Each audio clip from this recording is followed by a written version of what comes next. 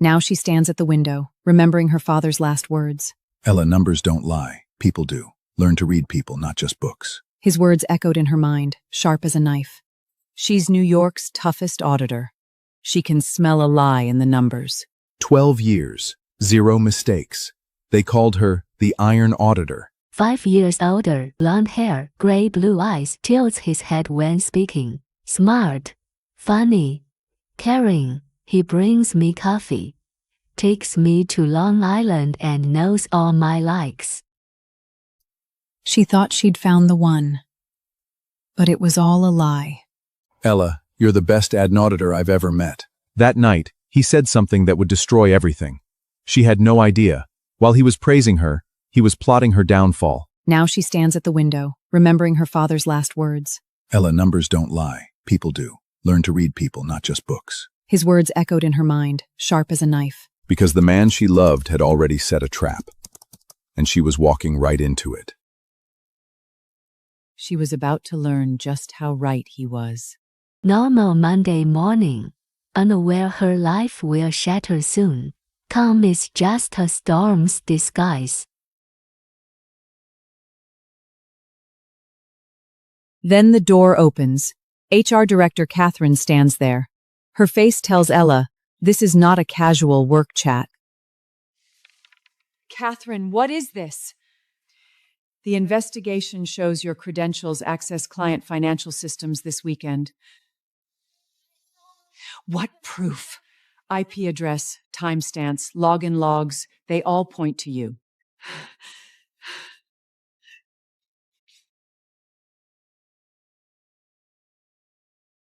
She tears it open. The words hit her like a slap termination notice.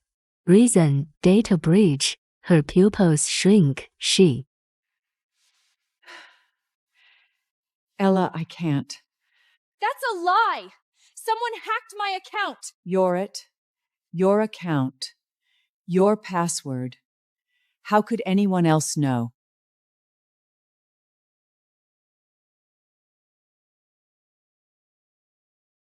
Her fingers start shaking. Because she loved him.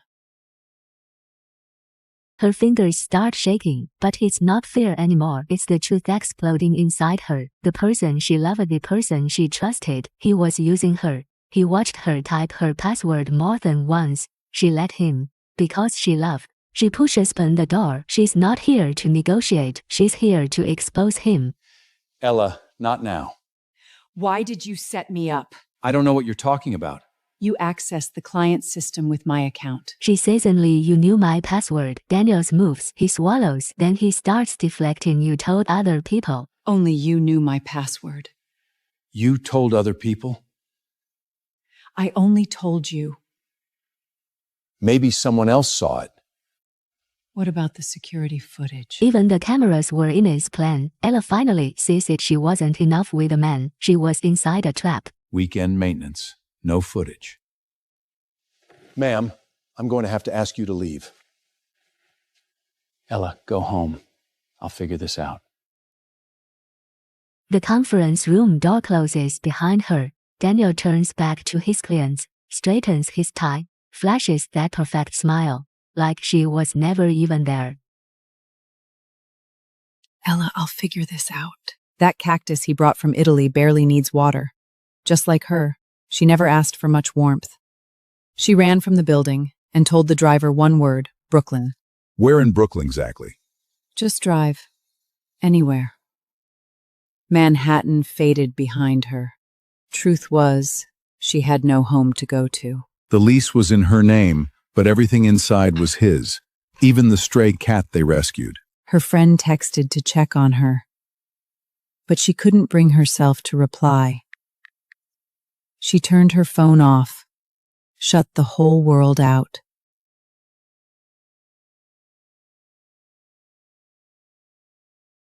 The driver said nothing. He'd seen 100 people cry in his back seat. She lost her job and every dollar she had, 1 month unemployed, crashing on her friend's couch. Hundreds of applications sent, 0 replies. Recruiters all say the same thing: her firing is too toxic.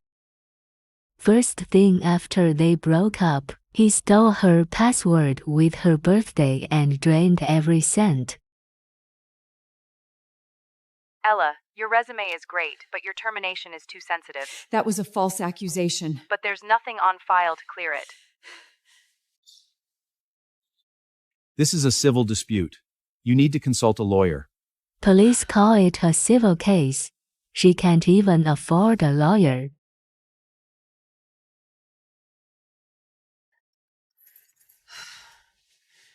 Ella, have you eaten today? Not hungry. You haven't eaten all day.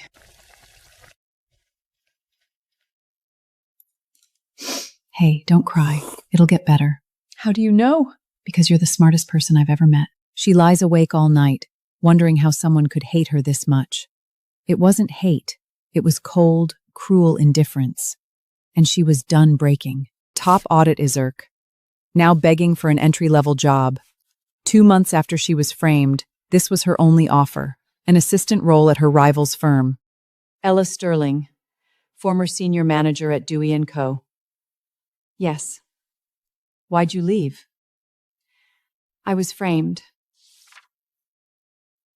What happened? Someone hacked my account. You sure? Positive. I've read your cases, saw them in the industry news. I don't buy the charges. When can you start? Tomorrow. Done. The second she stepped out of that office, she could finally breathe.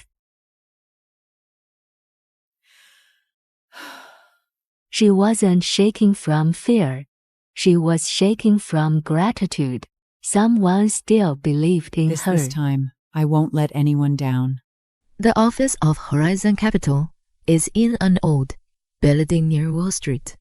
It's not as luxurious as my previous company, but it's neat. My workstation is in the corner of the audit department, facing a filing cabinet with a copy machine next to it. My job is to check data, organize vouchers, and assist the senior auditors. My salary is 3/4 less than before, but I accepted it because I know this is not the end. I need a place to start over and then find an opportunity to prove my innocence. You work fast. I'm used to it. She nodded and left. Where did you work before? Dewey?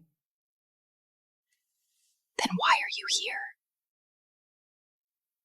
Just wanted a change of scenery. She didn't ask further. Some questions don't need answers, and some wounds shouldn't be reopened. Eating my sandwich alone, I thought of Daniel. He is probably in his office right now, having a fancy lunch and drinking red wine. He would never imagine that I'm in a shabby stairwell, gnawing on dry bread, but he will think of it one day. Her first week on the job, and this audit was already trouble. Horizon Capital is buying Ella Cosmetics, and every number here was signed off by her ex, Daniel. On paper it looks flawless, 25% gross margin, exactly, quarter after quarter. 3 years of data, and every line is perfectly flat, no dips, no spikes. Nothing real ever looks this clean. Someone buried the real numbers deep, and she's about to dig every last one of them up. Monica has been standing right behind her this whole time, watching, silent. She already knows what's hidden here. And the file she's about to open, it's going to blow this entire deal wide open. Everyone went home for the night, but she wasn't done digging. Night after night, she chased the irregularities, and then she found it. A folder no one was ever supposed to see. A hidden folder, named only with MERS, an undisclosed related party deal, and the vendor's address, same exact street as Daniel's. That vendor had only one client. It existed to siphon costs and inflate profits. This wasn't a mistake, it was fraud. Her hand shook. Not from fear, from rage. Daniel knew.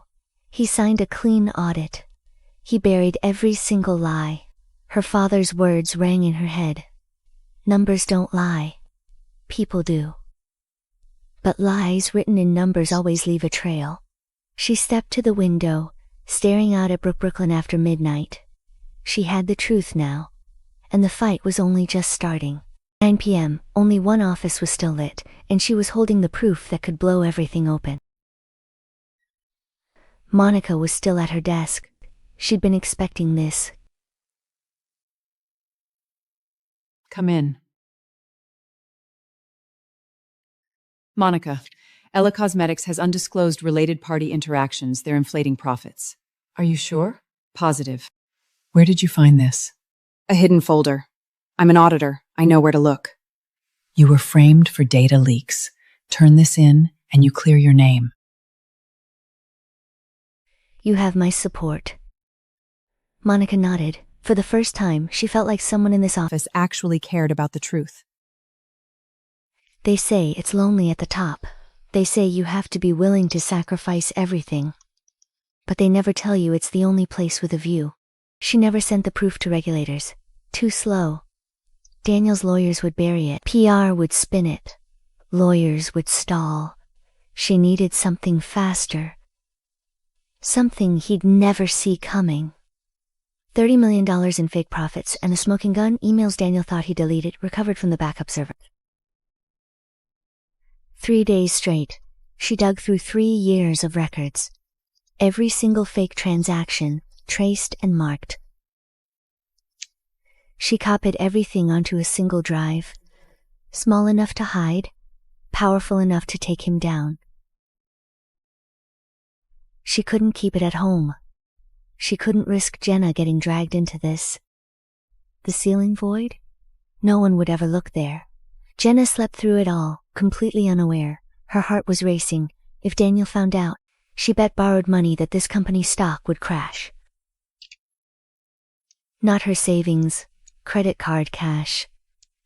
Lose, and she'd drown in debt. But she trusted her numbers. A month later, Ella Cosmetics dropped earnings. Revenue up 15%, profits up 20%. Stock jumped 5%.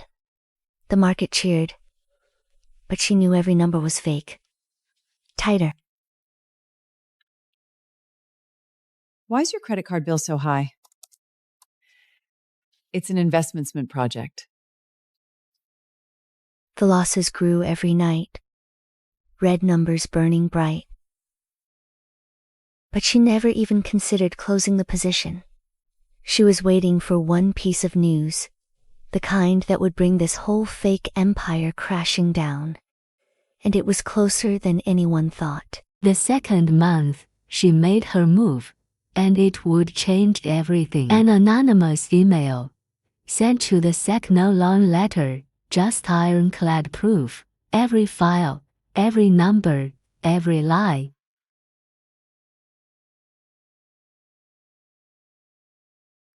Brooklyn slept outside. Quiet, dark, unsuspecting. Only she knew the storm she'd just set in motion. She leaned back and closed her eyes. No panic, no doubt, just quiet. She waited for morning, and for the truth to come out.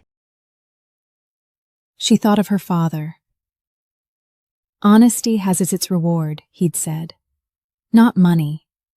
Peace. Whatever happened tomorrow, she was at peace because she'd chosen the truth every single time. The SEC was officially investigating, and Daniel was about to panic. He lost it instantly, and he knew exactly who to blame. Ella, did you do this? The SEC is here. You're ruining me! Good. Let them get to the truth. I didn't ruin you. You did this to yourself. The world outside went on like normal. No one knew she was out here, getting justice her own way.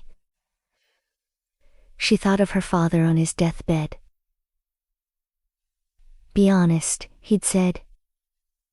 And she had. Honesty might not win fast, but it never loses. And for Daniel, the fall was only just beginning. 3 months later, the verdict was in. The fraud was proven, and the bill was huge. Restated earnings. His firm sued, and his license suspended overnight. Everything he built was crumbling. He showed up at Jenna's door. The sharp, polished partner was gone. Just a broken man left.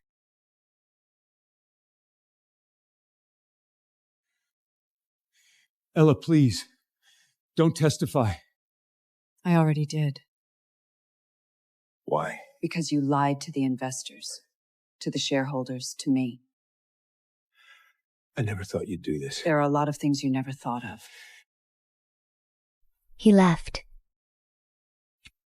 She leaned against the door. No tears. She'd cried them all the night he betrayed her. Jenna said nothing. She just walked over and held her. Sometimes silence is the kindest thing. Her bet paid off. Ella Cosmetics stock had crashed. Hard. $600,000 in profit. Not a reward, a penalty for every lie they told. Ella, your case is very strong. I don't need strong. I need justice. Justice and strong? They're the same thing. 7 charges. All backed by proof. Her hand didn't shake when she signed. She'd waited too long for this. The case dragged on for a full year. Every delay, every tactic, every attempt to bury the truth.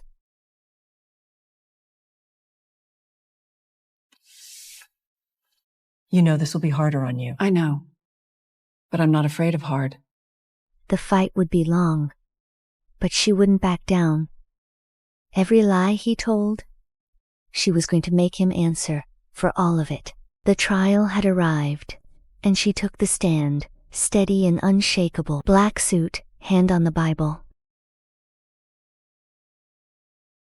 Across the room, Daniel couldn't even lift his eyes to meet hers.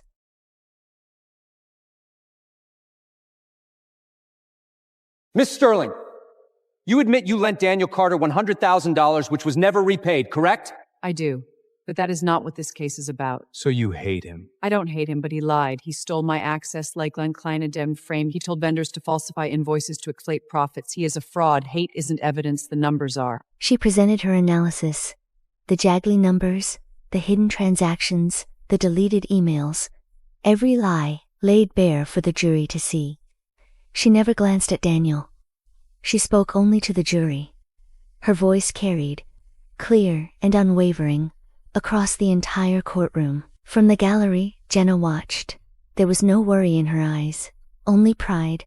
The verdict was in. He would pay for every lie he'd ever told. 4 years in prison, $500,000 in fines, and a lifetime ban from auditing. His firm was crushed too. Are you happy? No. Why not? I can't be happy. He's going to jail, but the investors will never get their money back. What will you do next? I'm going to help the investors who were cheated. She used her short sale profits and settlement money to launch an investor protection fund. No profit, just purpose. It was small, just a desk, a chair, a computer. But it was enough. Enough to build something that mattered. The fund's first client was Margaret, a retired teacher in her 70s. Ella, will I ever get my money back? I will do everything I can. They took the case to court. And they won. Ella Cosmetics paid her $300,000 in restitution. Thank you. Thank you so much. You don't have to thank me. This is what you're owed. Watching her leave, Ella thought of her mother. She died of a heart attack the year Ella was framed, never knowing the truth, only that she'd lost her job. Her mother called her a good girl, but Ella cried for herself. Not her mother. She wasn't perfect, just knocked down, yet still standing. Blessings didn't matter to her. What mattered was simple. People got their money back, and justice was done. 2 years, 30 families, over $5 million recovered from fraud. People always asked if she was tired. She said yes, but tiredness meant she was on the right side. Ella, I want to learn how to spot fraud. I'm a coder. I can build a data monitoring tool for you. All right. You're way better at this than I am. No. You're the one who showed me what to fight for. On its very first day, the tool uncovered a hidden fraud. She sent the evidence to the SEC, and the scammer was arrested. Ella, we pulled it off. We did this together. He was thrilled. But Ella knew this win belonged to both of them. The SEC came calling. They wanted Ella as their investor protection advisor. Numbers don't lie. People do. But numbers always remember who lied. She walked them through the Ella Cosmetics case, every hidden transaction, every forged email. Because I was the one who got cheated. On the blackboard, she wrote the rule she lived by. Skepticism is an auditor's first virtue. If you have any questions, feel free to stay behind. Ella, do you ever regret being an auditor? Never. Auditors are the gatekeepers. Close the gate, and fraud can't get in. She'd kept her own gate. Now she was teaching a whole new generation to do the same. From behind bars, Daniel sent her a letter. He wrote that he was sorry, not for lying to her, for not confessing sooner. She never wrote back. Regret was his burden. Forgiveness was hers to give, and she wasn't ready. She tucked the letter away in a drawer, right beside all her old case files. Drawers filled up, one after another. She never read them, never threw them away. They were scars. They didn't hurt anymore. But they never went away. One day, digging through files, she saw it again. She didn't take it out. She just closed the drawer. It wasn't escape. She simply didn't need it anymore. She was called to Capitol Hill to testify on how to stop audit fraud. Auditors are the gatekeepers for investors, but when gatekeepers side with frauders, the gate swings wide open. We need an independent audit oversight body. Mrs. Sterling, do you have concrete proposals? Frequent audit rotation to break cozy ties. Stronger whistleblower protections so insiders dare to speak up. Harsher criminal penalties so frauders won't risk it. She never knew if they'd act on it, but she'd said her piece. She'd done her part. Mrs. Sterling, your testimony was powerful. Thank you. You were an auditor. You've seen so much fraud. Were you ever scared? Yes. But you speak up anyway, even when you're scared. Speak up, even in fear. That was the truth she'd carried all this way. Her book was finally published. Numbers don't lie. Aren't you afraid of who you'll anger? I am. But I'm writing it anyway. The book sold far better than anyone expected. It resonated with ordinary investors everywhere. One reader wrote to say the book had changed everything. She'd never vest blindly again. She wrote back. The clarity, she said, had always been the reader's own. She kept it there not to boast but to remember. all the people who'd put their trust in her. She hadn't let them down, and now, thousands more would see the truth behind every number. Daniel got out of prison, thin, grayed, a shadow of who he'd been. He took a low-paying accounting job. They never spoke. Then one ordinary afternoon, she ran into him at the grocery store. He looked up, saw her, and froze. Then he stared straight down at the floor. The dairy aisle was cold. Some goodbyes don't need to be spoken. A dozen steps later, she glanced back. He was still standing there. She never knew what he was thinking. Maybe the past, maybe just an expiration date. She turned and kept walking. His story was over. Hers was still being written. She became a visiting professor, teaching forensic accounting to over 100 students. You'll be auditors, accountants, CFOs. You'll face temptation. Hide one entry, earn 10,000. What do you choose? Andrew became her graduate student, building financial fraud early warning models. His thesis won an award, and he gave all the credit to her. Ella, this is all because of you. You earned this yourself. Ella Cosmetics have learned.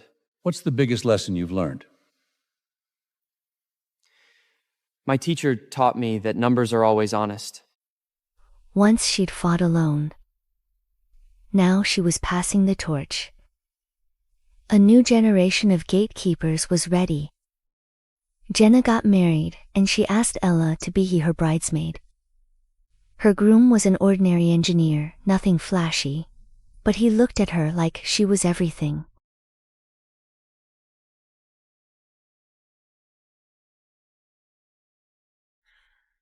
That look reminded her of the girl she used to be, the one who still believed in forever love. When the bouquet toss came, Jenna threw it straight at her. And Ella caught it.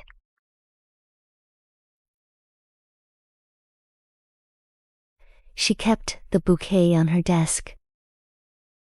It dried out, but it never left. It reminded her that goodness had been thrown her way. She didn't need a wedding. She just needed that reminder. One day, a letter arrived from Margaret. Inside was a photo. She was in her garden, holding her grandson, smiling like all the hurt was gone. On the back, she'd written one line. She thanked Ella for giving her back a life worth smiling through.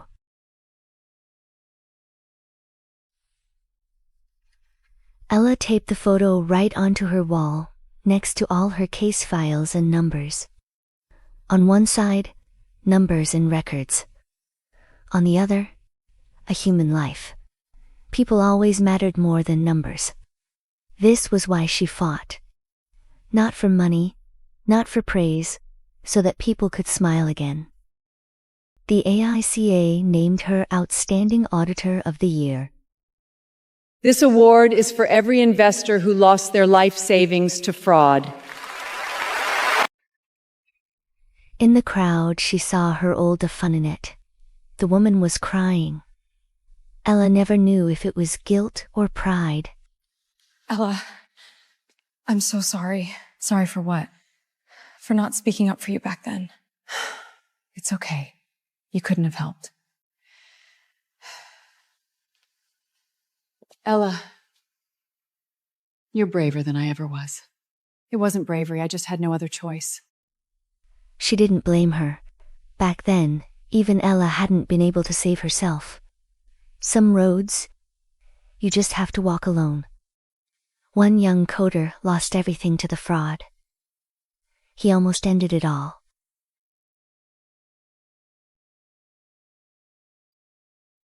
Ella fought his case, and she got every dollar of his savings back. He built his own company. His whole mission, build tools to catch fraud. He texted her. Said his tool did more good than any fund. She told him to send her a copy. She installed it. Every day, it scanned thousands of reports, flagged every suspicious number. It uncovered 3 brand new fraud cases, all sent straight to the SEC. Ella, this thing just keeps getting smarter. You're the smart one. He told her the software kept getting smarter. She told him he was the smart one. Daniel was dying. His son called her, begged her to come.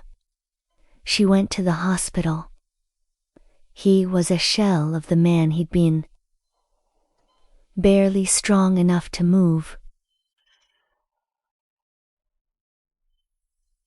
He saw her and tried to sit up. He couldn't. Ella, you came. Your son said you're dying. What do you want to say? I'm sorry. Sorry for what? For lying to you. You didn't just lie to me. You don't hate me? No. She walked out and never looked back. The hallway was long, bright, empty. The doors opened. Sunlight hit her face.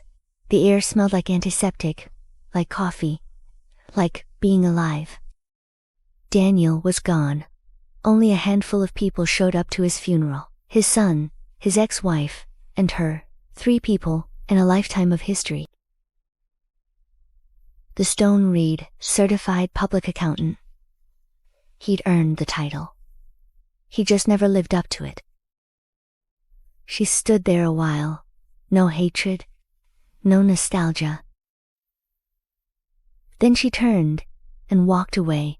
At the gate, she glanced back. Sunlight glowed on the white stone.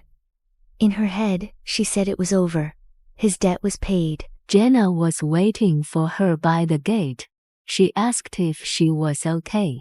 The car drove away, and with it, every last piece of that old life. The SEC gave her a new seat on the Independent Audit Oversight Board. Once a quarter, they shaped the rules of the industry. She was the youngest person in the room. Her first proposal passed, a national auditor rotation database. Her second was already under review. Mrs. Sterling, where do you see this industry going? Either it gets better or it dies. Interesting approach you're taking. Bold, bold. We'll see. The room laughed again, but she knew exactly how far she'd come to sit at that table. Once she'd been an outsider, now she was rewriting the rules, and she was just getting started. Her second book hit the shelves. Frauders' Numbers. Aren't you worried people will copy the fraud methods? No. Criminals don't need my book. They're already fraudsters. The book sold well. It was a Wasinist textbook. It was stories anyone could understand. A young man wrote to her. He'd read the book, spotted fraud at work, and reported it anonymously. They'd been caught. She wrote back. "Don't idolize me," she said. "Idolize the truth." The letter was short, but she read it again and again. He was the first one who'd read her work and acted. She had a dream. His apology had all been a lie. She'd asked if he was sorry. He said he regretted not killing her first. She woke up sweating, not scared, grateful.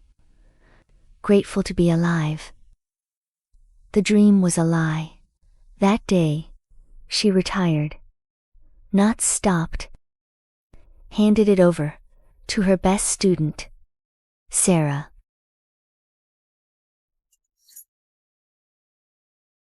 Aren't you keeping one? I already have one. In here. No key needed. The sign was still there, and it would stay. She waved goodbye. Her chapter was ending, but the fight for truth, it would never stop. She left it all behind, moved to the main coast, just the sea, the trees, and quiet. Her neighbor asked what she used to do. Audit frauders, she said. Now, she audits the waves. Jenna came with her family. The boy fell, then jumped right back up, just like she'd always done. Sarah wrote, the fund had saved another family. Her legacy was already outliving her. People asked if she'd written it for revenge. No, for the hurt. For the survivors. For herself. She heard her father's voice. Numbers don't lie. People do. But numbers always remember. She remembered, not with hate, just with memory, and that was enough. The sun sets, it rises again. No regrets, no looking back. The end.